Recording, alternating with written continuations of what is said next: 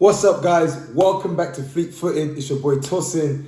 And if you watch till the very end of this video, I am going to quickly explain to you why I believe watching porn is linked to people's unrealistic expectations of what they expect in a football team. Yes, you heard it. I'm gonna explain to you why I think so many football fans watch porn, it's bad for them, and how it has an impact on how they view their teams and what they desire. Hear me out on this one, right? Hear me out on this one. I'm gonna get to that if you watch this video to the very end, right? But what I'm gonna do first is I'm gonna talk briefly on Arsenal versus Everton that happened on Sunday. And I'm just going to talk on some of the criticisms I've been seeing about Arsenal as of late, right? About how we're playing, comparison with last season, system this, system that. And let me just get the mic a bit closer so you can hear me better. So Arsenal won, Everton 0. Let's start there, right?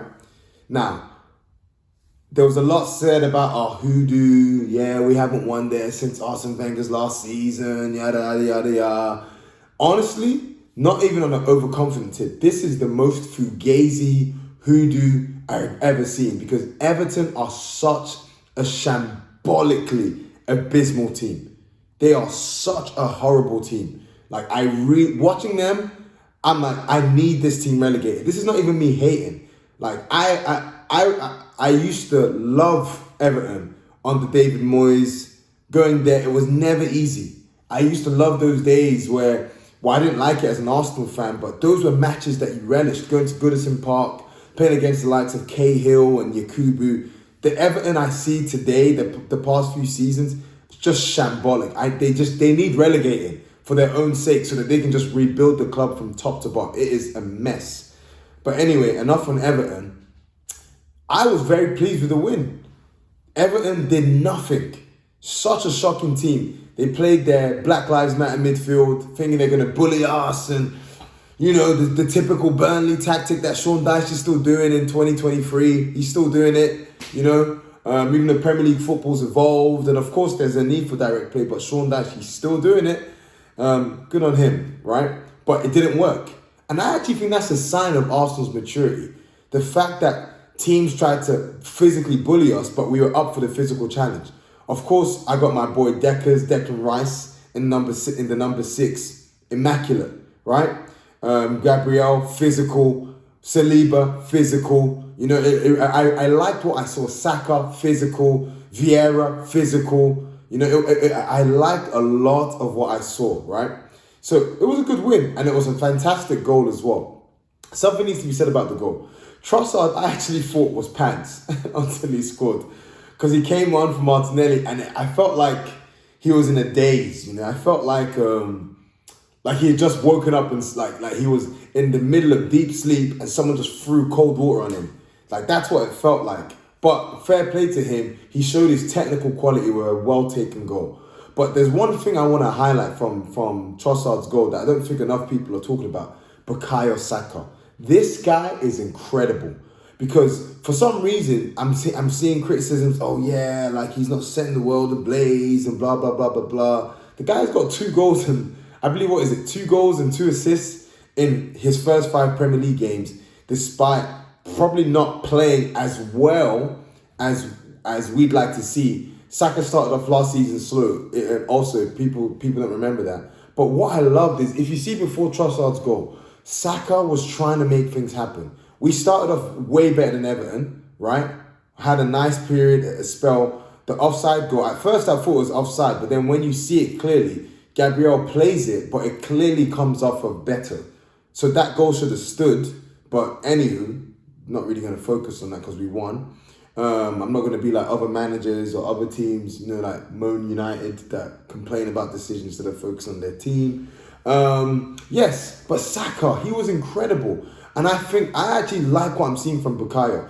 I personally think he's finding new levels of efficiency and influence, because now he's still finding ways to be able to take his man 1v1, even though like he's being marked by like 2 to 3 players in matches now. Like, teams are full on putting 2 or 3 players on him, but he's still putting up numbers. He's still getting stuff done. which for me, I think deserves a lot of credit, because if you watch that Trossard goal, Saka makes it all happen. He wins the ball back. He's physical. Then he gets the ball and he drives and he tries to take on two guys, wins the corner, plays the corner. Odegaard had that short run, right? He's busy. He's moving. What I just love from him, he was busy. He was moving around. He made sure, okay, he's like, okay, cool, boom. You wanna put 2-3 guys on me? I'm gonna keep moving. I'm not gonna stay. I'm gonna constantly be on the swivel. I'm gonna make stuff happen. And I thought, if not for Saka, that goal with Trossard just does not happen. So I got to give credit to Bukayo. The guy is really, really good. And lastly, on the Everton match, David Raya. Honestly, he looked like he'd been playing with us for years. After that match, I immediately tweeted, look, Ramsdale's going to be riding the bench for a while. I'm not going to lie to you. I'll be surprised if Raya doesn't start against PSV, and I'll be surprised if he doesn't start against Spurs. He just looked composed. Very, very safe pair of hands. So that's all I'll say on the Everton match. One thing I wanted to comment on is a lot of people are still talking about, they're still talking about how we were last season, comparing us and our style of play and all that sort of stuff. And the funny thing is, despite and to be fair, I hear it. People are saying we're not as fluid, we're not as high octane, we're not as something's missing, which is true. We're not clicking as well as we did last season. That being said, no one can tell me we've not deserved to win all of our matches. No one can tell me we've not deserved to win all of our matches. Granted, we've not played teams who are amazing. And yes, I'm putting Man United in that list. They are not amazing. They are abysmal, right? Granted, we've not played amazing teams yet. But I think there's way, way, way too much criticism of us, how we're playing, all of these sorts of things. And honestly, I think it just comes from people who need the dopamine hit. Here's the point I mean about the porn stuff. I think you fans who are criticizing us, you watch way too much porn. You need to cut that habit out. Porn, it messes up your mind and gives you unnaturally high amounts of dopamine. And what happens is what's normal and what is just reality isn't good enough for you anymore. You always want to be charged up. This is what I'm seeing. I'm thinking fans just want to be titillated all the time. It's like, bruv, not every match has to be this emotional ordeal. Why does it have to be that way? This is not normal. Why are normal wins, defending well, controlling the game, creating chances, and then not taking all of those chances? And I'll get to criticism of Arsenal. I think the only criticism of us that you can really have is that we're not taking enough of our chances. Because yes, even though people say, slower build up, a lot of possession, not as incisive, I hear some of that. But I think by and large, people just need to get a grip. You're not going to get titillated and tantalized every single match you play. You're not. You need to drop the porn, because that's what's messing up your mind, that makes you think that life has to be this, you need to feel no, you don't need that. You don't need constant titillation. This is not normal. We don't need that. Arsenal fans and any other fans, we don't need, that's not normal life where you're just always on a high all the time, where you're expecting to be just wooed, and in fact that's not real. Porn has sold you a life. You need to cut that stuff out. Stop playing with yourself, right?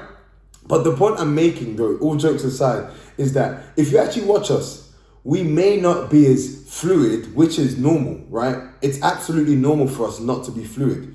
Well, let me see. We lost Granit Xhaka, like I said in previous videos, who had a good partnership and connection with Thomas Partey, great connection.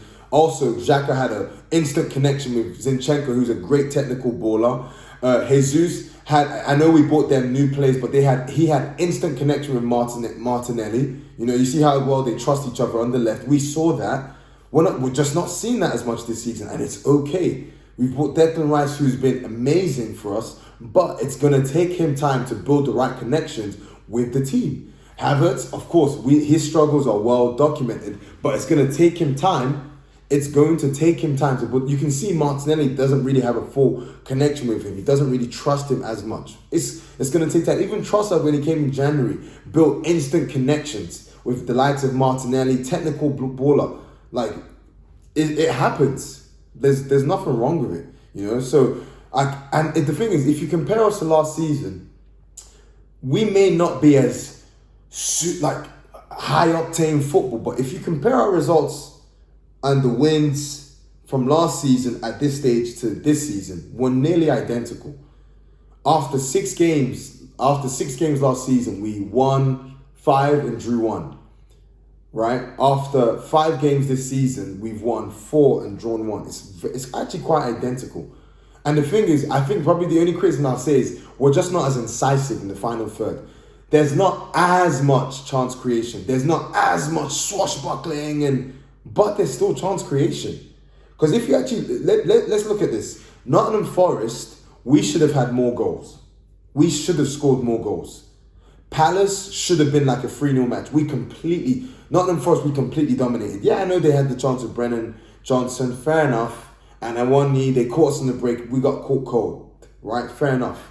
But we could have and should have scored more goals against Nottingham Forest. Made our dominance count.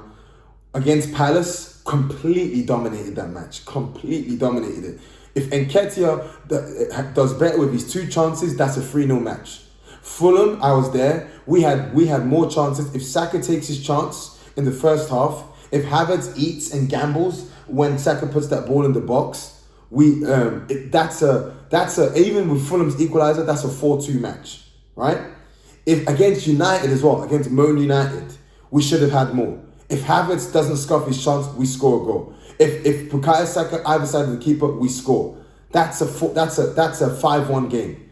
Everton should have been more as well, right? If Fabio Vieira, Erdegaard, these chances, if we take them away, if we have that goal, we score. So despite the fact that we're not as incisive or swashbuckling, or we're not as tantalizing for all of these porn addicts that want Arsenal just to meet their dopamine hits all the time, despite that, we're still dominating teams. So for me, I've been pleased because the fact is the connections aren't clicking yet, but we're still getting results. We're still dominating teams. We're still creating chances. And watch all of this stuff, Ange Ball, I will not be surprised if they come to our ground and we restrict them, control them, choke the life out of them and win that match. You watch and see.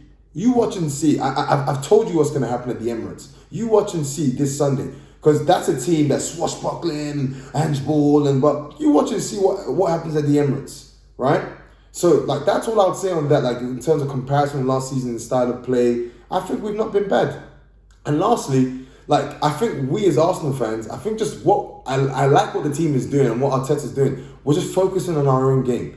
We don't need glory from other fans. We don't need to be the fans' champion. Last season, we were the fans' champion. We were the people's champs. What did that win us? 0 trophies.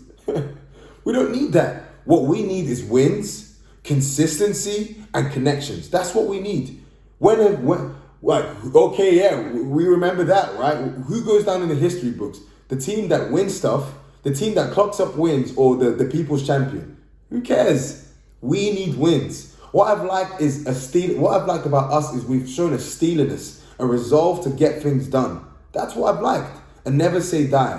Which is why Fulham was just such a blip and an anomaly, right? But that being said, this is what we need the most. And City look ominous. So I like what I'm seeing from Arsenal. All we need to do is get our head down and just win. And in terms of spiritually, how this applies is the best person that did this is Jesus. When he was on earth, he says in John chapter 5, verses 41, he says, I do not accept glory from human beings.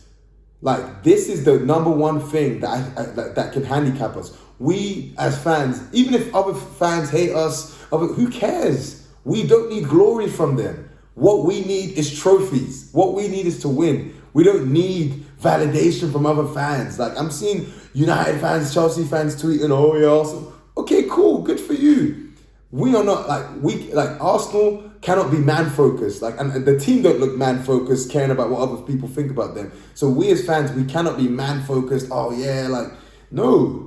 I'm just focused on, this is something that hinders me in my life. Man-focused. I don't need to be man-focused. I don't need, I struggle with that desire for glory. I want people to think this. I don't need these dopamine hits from people.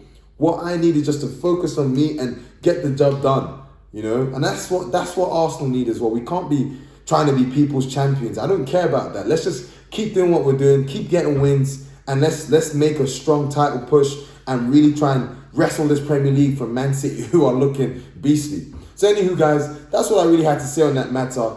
Football fans, stop watching porn. It's messing up your mind and it's giving you unrealistic expectations of teams. Just one more thing I'm going to note on that. Like, look at Ferguson. Look at great teams. Were they always playing swashbuckling football all the time? Like, come on. Why is it when it's us that all of this stuff happens? Even Jose Mourinho, his first season when Chelsea were just beastly. Not every match were they whacking teams. Man United, I remember 07-08 season when they fought with Arsenal. Right, Adebayor had his 30-goal season. Fabregas was doing a madness. Ronaldo had his 42-goal season, where you had Ronaldo, Tevez, Rooney for the first time, and Anderson and Man United were doing. But they started off the season slowly, and then they picked it up and were whacking teams. And then guess what? Come towards the business end of the season, functional, efficient, winning football. Like, why is it? Anyway, that's the last you hear from me on this, guys. Let's just build in silence, Arsenal. Let's just keep getting the wins and let's just beat what's ahead of us, beat PSV and beat Spurs at home as well. Anyways, guys, much love to you. Have a wonderful day and I will see you all again after the Spurs match. Take care.